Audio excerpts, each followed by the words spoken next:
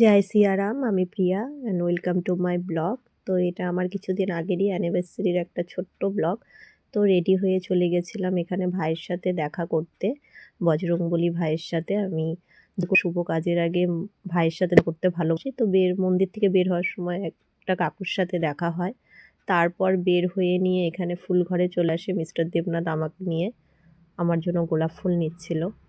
তো জানো, সময়ের সাথে সাথে সব কিছুই বদলে যায়। আগের বছরও এ সময় অনেক কেউ আমার প্রিয় মানুষ ছিল, তার আগের বছরও।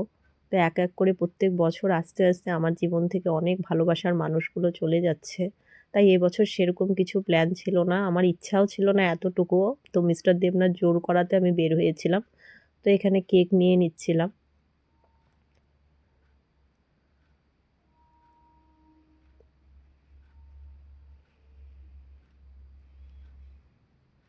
কেকটাও মিস্টার দেবনাথই পছন্দ করেছিল। তো মিস্টার দেবনাথ বিল দিয়ে নিয়ে তারপর শনিবার ছিল বলে ভেজ ছিল, তাই রাজকমলে দুজন মিলে চলে গেছিলাম। তো সেমন কিছু একটা ভিডিও করতে পারিনি। তারপর এই তো বাড়ি এসে নিয়ে কেক কাটবো বলে কেক সাজিয়ে নিয়েছিলাম। আর মিস্টার দেবনাথ আমাকে কি গিফট দিয়েছে, আমি কি দিয়েছি, তোমরা সবই আগে দেখেই নিয়েছো। তো এই তো কেক কাটিং করছিলাম।